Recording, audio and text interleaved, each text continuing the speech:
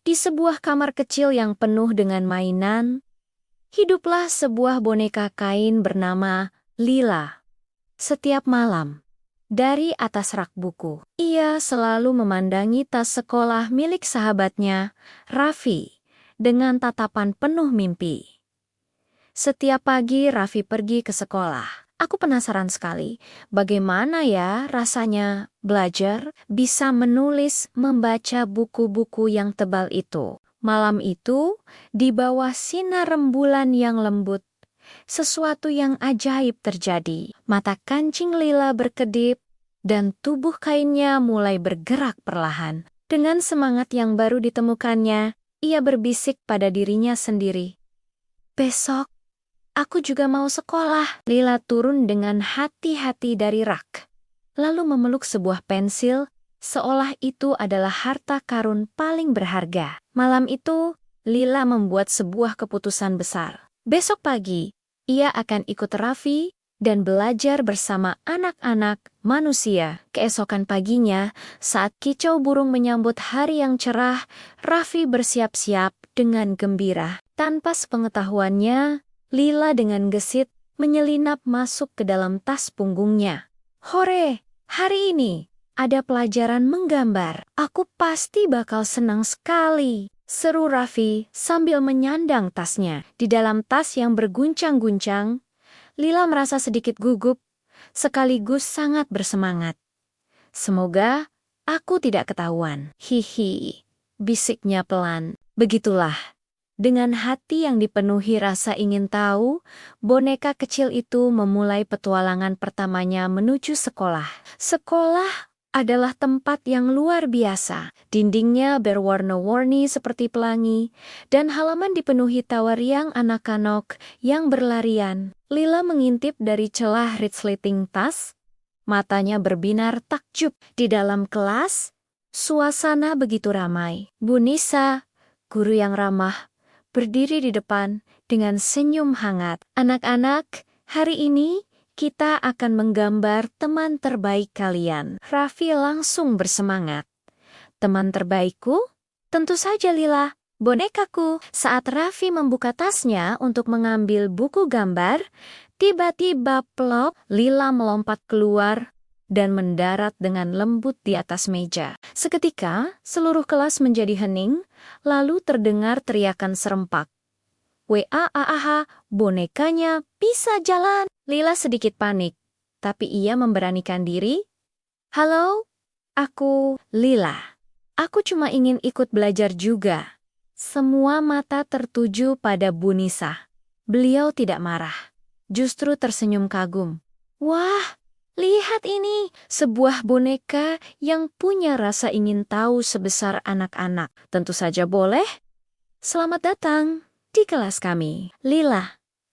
Dan untuk pertama kalinya dalam sejarah, sebuah boneka kain kecil duduk manis di kursi sekolah, siap untuk belajar. Anak-anak langsung mengerumuni Lila dengan penuh antusias. Mereka mengajarinya cara memegang pensil, meski jari-jari kainnya terasa kaku.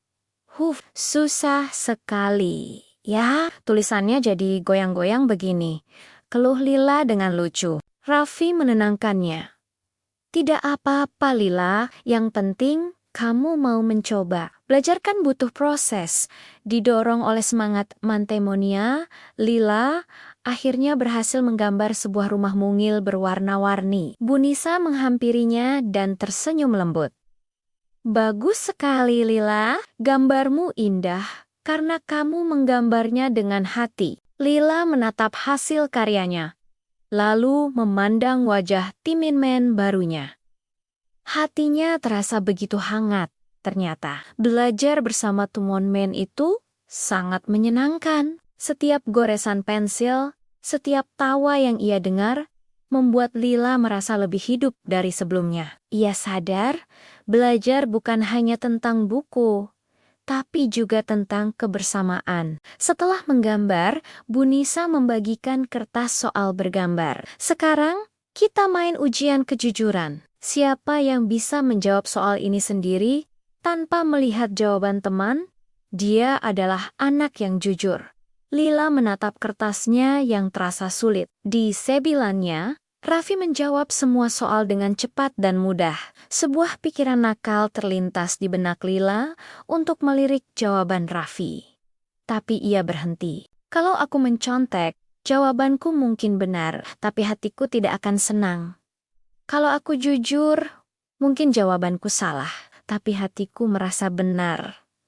Bisiknya dalam hati. Dengan perlahan, ia pun mengisi jawabannya sendiri. Saat Bu Nisa memeriksa, beliau tersenyum. Lila, meskipun beberapa jawabanmu belum tepat, tapi kamu sudah berusaha dengan jujur. Itulah nilai yang terbaik hari ini. Raffi menepuk pundak Lila dengan bangga.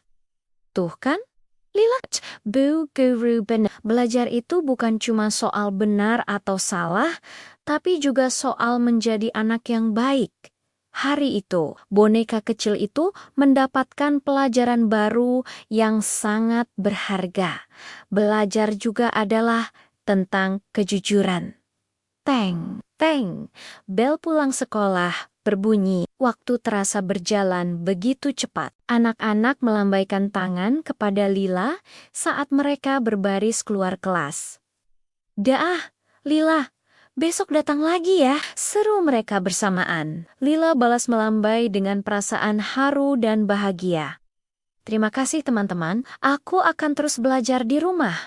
Mungkin lewat mimpi-mimpiku. Raffi dengan hati-hati memasukkan Lila kembali ke dalam tasnya. Sepanjang perjalanan pulang, Lila terus tersenyum. Petualangannya hari ini jauh lebih menakjubkan dari yang pernah ia bayangkan. Malam itu, Lila kembali duduk di rak bukunya seperti biasa.